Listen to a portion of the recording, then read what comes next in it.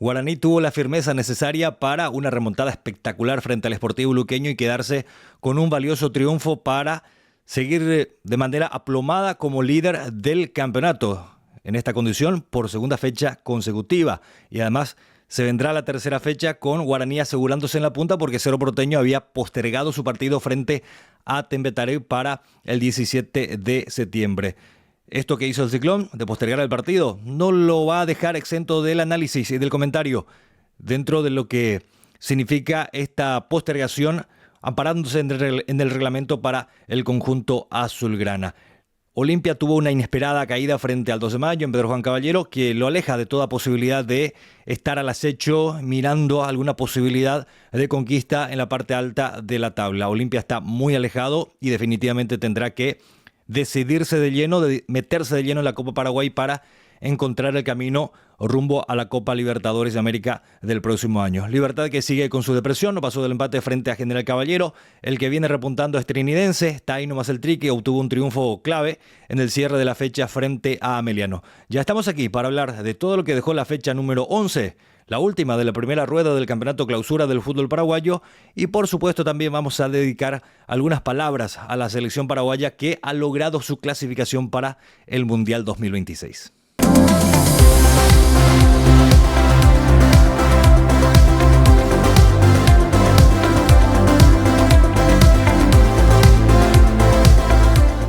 Hablemos primeramente de Olimpia, ya que el conjunto franjeado de manera inesperada cayó frente al 2 de mayo. De manera inesperada porque había arrancado derechito con Ever Almeida, había triunfado frente al Sportivo Luqueño en el debut, acto seguido ganó de manera incuestionable en Copa Paraguay, más allá de la fragilidad del rival de turno, Fernando de la Mora, que está entre los últimos de la categoría intermedia, pero dentro de todas las dudas que podría generar Olimpia, terminó con un triunfo holgado y suficiente en ese partido frente al conjunto rojo del barrio Palomar para meterse a octavos de final de la Copa Paraguay, lo que le permitía a Olimpia encarar de manera distinta el partido frente al 2 de mayo. Más allá de la complejidad que siempre representa la terraza del país para los visitantes, un 2 de mayo que también buscaba su reacomodo o está buscando reacomodarse y lo está haciendo con la vuelta de Felipe Jiménez, quien ha retornado al club y está de vuelta ordenando la casa tras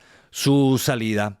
Muy temprano Olimpia se complicó. De un lateral a favor termina en un penal en contra. Una distracción increíble en la línea defensiva con Quintana que lo metió en aprietos al arquero Facundo Insfrán, que tiene sus limitaciones a la hora de controlar técnicamente con los pies el balón, cometió el penal y a partir de allí ya creció el árbol torcido para Olimpia.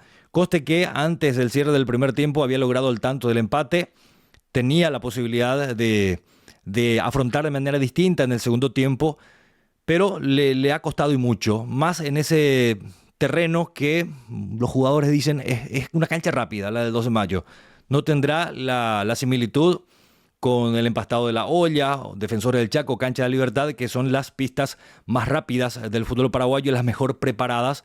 Pero la pista del 2 de mayo, dentro de esas características peculiares que tiene, es una cancha rápida y algunos inclusive atribuyen a la cuestión de la altura, que es la terraza del país, que hay alguna leve diferencia en cuanto al traslado, al movimiento del balón que muchas veces complica a los visitantes. Pero al margen de todo eso, Olimpia se complicó solo, no tuvo la suficiente capacidad de doblegar al 2 de mayo pese a haber empatado sobre el cierre del primer tiempo. En el segundo lapso fue otra vez el 2 de mayo el que se había puesto en ventaja. Olimpia logró el empate, tenía para el tercero, no lo aprovechó y el 2 de mayo con una defensa que sigue generando demasiadas dudas en el conjunto franjeado, aprovechó para meter el tercero y definitivamente quedarse con una victoria valiosa para el Gallo norteño y una derrota que de vuelta a Olimpia le devuelven todos los fantasmas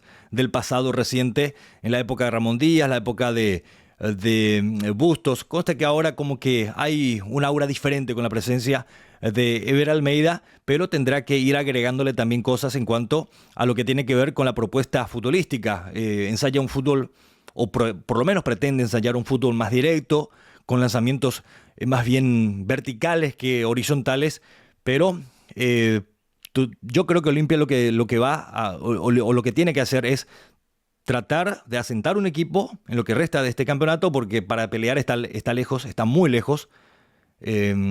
No tendrá la posibilidad de remontar toda la cantidad de rivales que tiene que remontar en la tabla para posicionarse en lo más alto.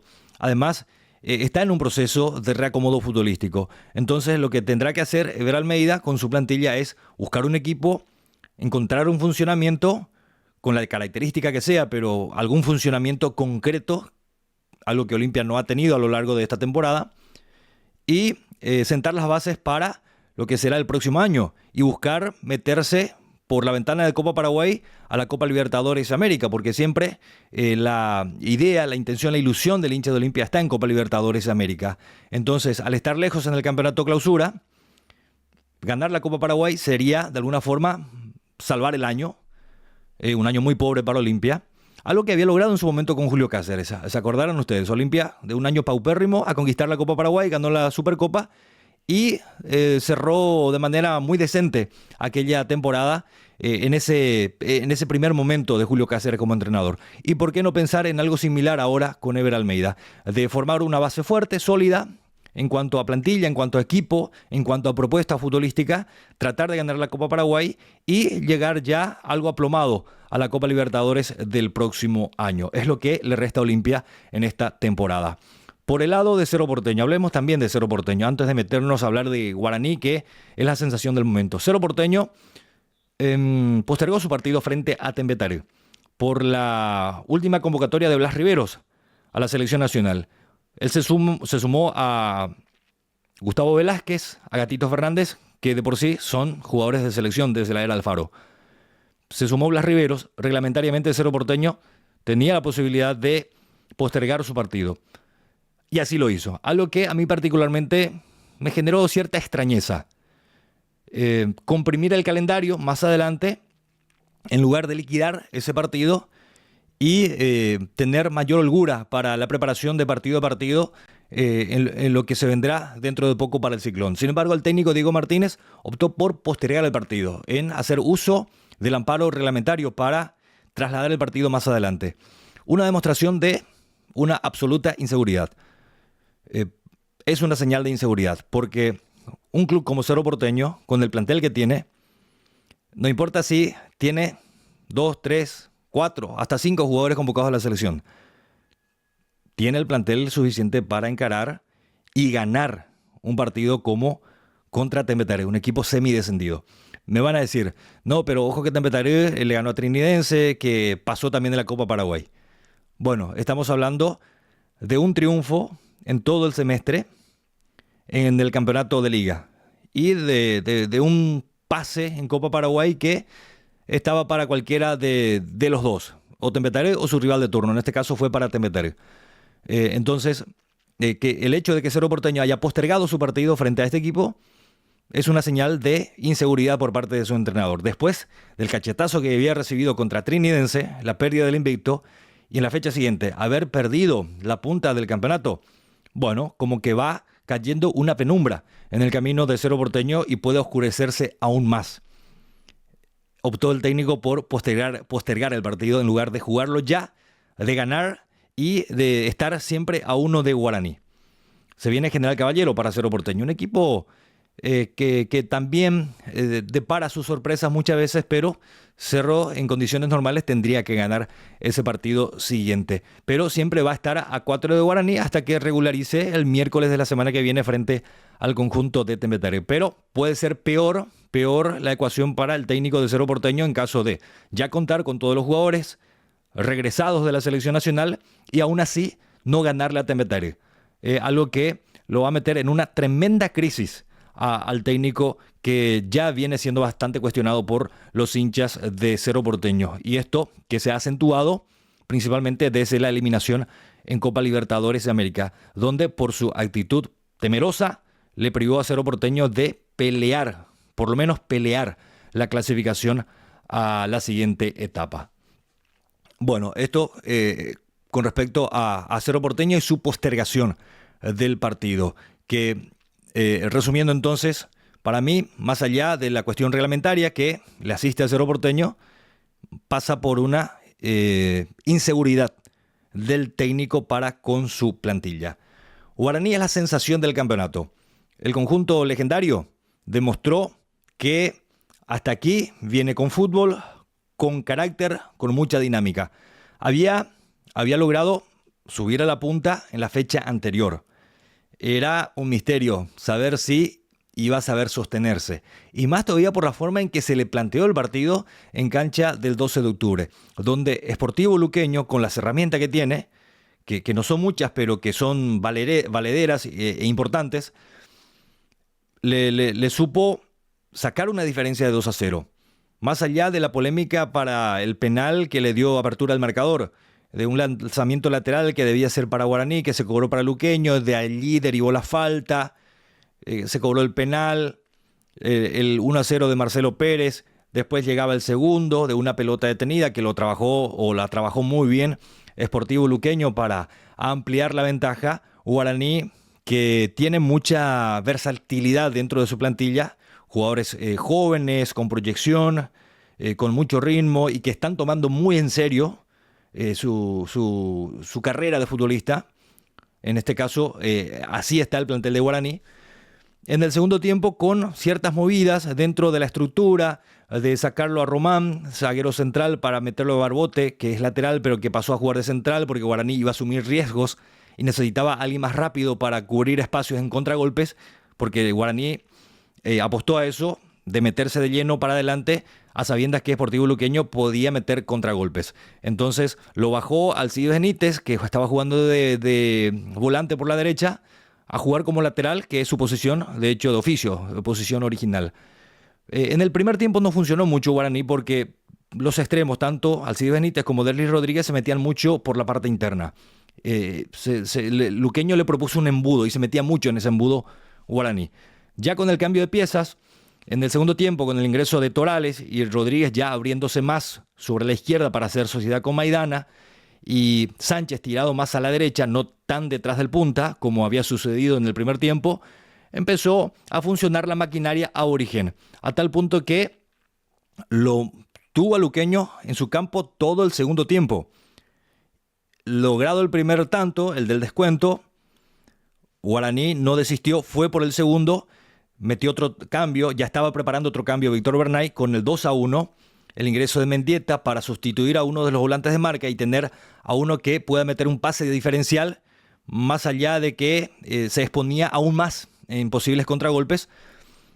Llegado en ese momento, en ese interín, mientras se estaba preparando el cambio, llegó el empate de Guaraní, pero no desistió de ese cambio, no le hizo cambiar de idea ese gol del empate a Bernay, que tenía la clara intención de que su equipo sea el ganador de ese partido. Igual hizo el cambio que estaba preestablecido y Guaraní logró el tercero.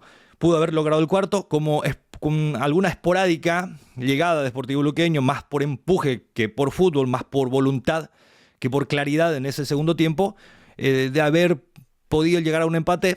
Tuvo alguna chance el Sportivo Luqueño, pero dentro de lo que fue el trámite del segundo tiempo, estaba más para el cuarto de Guaraní que del empate del Sportivo Luqueño. Triunfazo del aborigen, con fútbol, con dinámica, con carácter, porque hay que estar 0-2 abajo y entrar con el carácter que tuvo en el segundo tiempo para la remontada. Así lo hizo para quedarse con la victoria, que lo mantiene a Guaraní lo más alto del campeonato.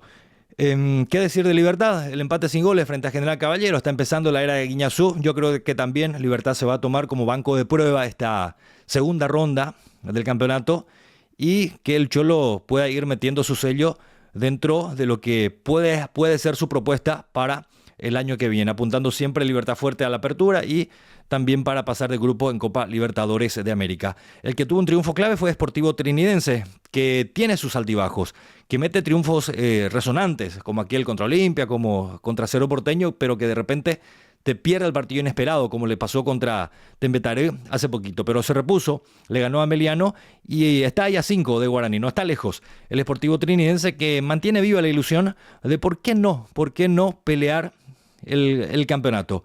veremos si consigue mayor regularidad en esta segunda ronda el equipo de José Arrúa, que evidentemente no tiene los mismos recursos de otras plantillas, por lo que tiene que administrar de una manera diferente su realidad para encarar ese sueño de llegar lo más alto que se pueda.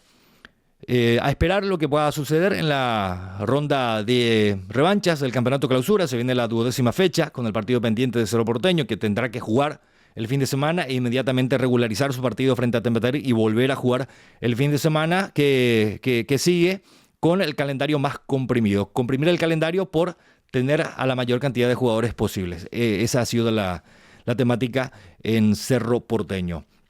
Y no podemos pasar por alto lo que ha logrado la selección paraguaya.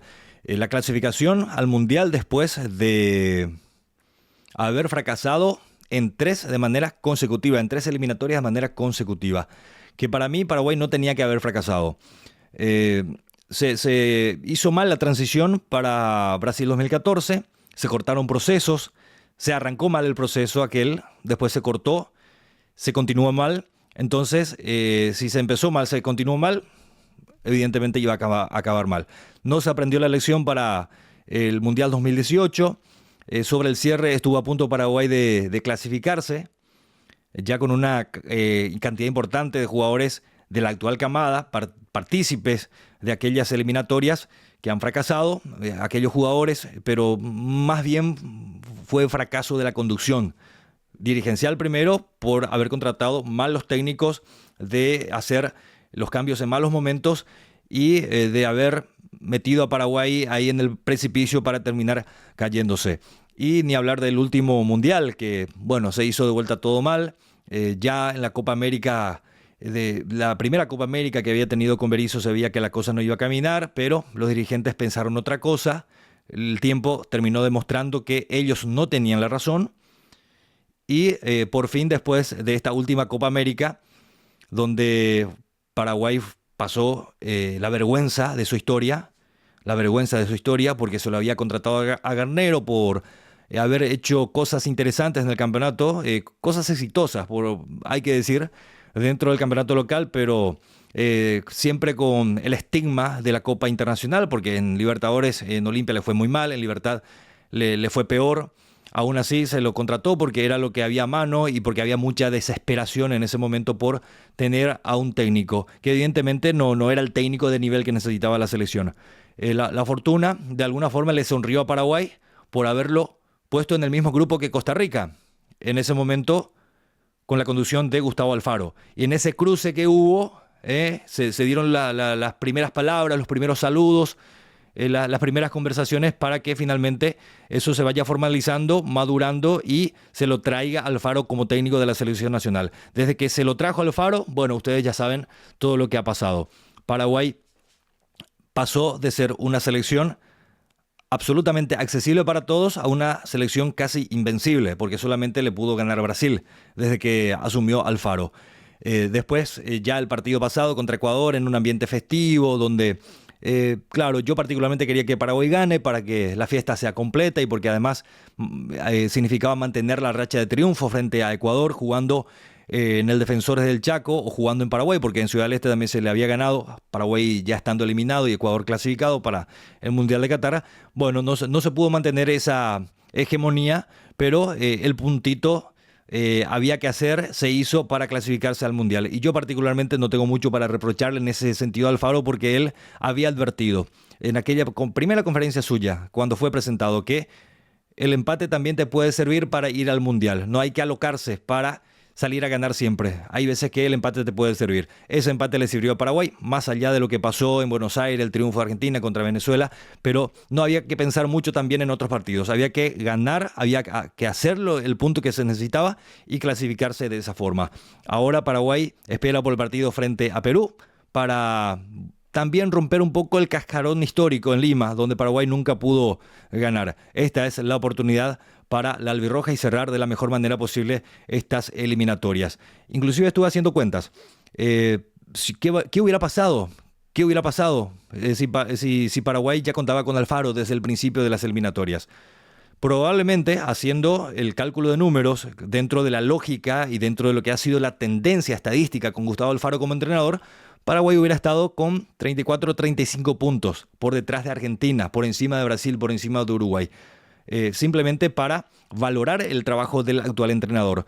Porque nos faltan aquellos que digan que sí, pero clasifican 6 más el que va al repechaje y el cupo es amplio, es cierto. Pero en otro contexto a esta selección le costaba todo igual. ¿Eh? Yo creo que si no llegaba Alfaro, estaríamos, o un técnico de su capacidad, de su nivel, estaríamos hablando de Paraguay, pendiente de Venezuela, pendiente de Bolivia, si es que todavía tenía alguna chance de repechaje por lo menos. Pero en contrapartida, si damos vuelta a la moneda y vemos la otra cara, que si Alfaro llegaba antes, estaríamos hablando de una selección ya clasificada capaz en el común anterior y con el puntaje que mencioné, 34-35 dentro de la tabla y buscando llegar a 38, más o menos 37-38 puntos frente a Perú. Lo cierto es que Paraguay está en el Mundial y ahora queda esperar el sorteo para conocer a los rivales. Primeramente, obviamente, conocer a todos los clasificados, porque hay confederaciones que todavía no tienen a todos sus clasificados. Los europeos están compitiendo, los asiáticos ya están. En África van surgiendo los primeros clasificados. Entonces, resta esperar el grupo que le toque a Paraguay y de ahí en más ir imaginando lo que puede ser el camino del albirroja dentro de este formato novedoso también para el Mundial, que para llegar a instancias finales habrá que recorrer un camino más largo, porque no se pasa de fase de grupos directamente a octavos de final, como ha acontecido en los últimos mundiales, sino que pasarán los clasificados a 16avos de final. El camino es un poco más extenso, pero obviamente estamos en épocas de celebración con la victoria de Paraguay que estamos esperando frente a Perú para cerrar de manera magnífica estas eliminatorias de la mano de Alfaro y a esperar la Copa Mundial de la FIFA. Y nosotros obviamente estaremos aquí en la próxima semana para analizar y ver todo lo que haya acontecido en la 12ª jornada del Campeonato Paraguayo de Primera División. Poco a poco vamos creciendo nuestra comunidad. Voy subiendo los videos semanalmente para ser constante en esto y porque así también la plataforma va trabajando su algoritmo para ir captando más gente, así que es valioso que puedas darle me gusta, suscribirte, compartir el video para ir creciendo más rápido, para que dentro de poco ir ofreciendo novedades en este canal. Te espero la próxima semana.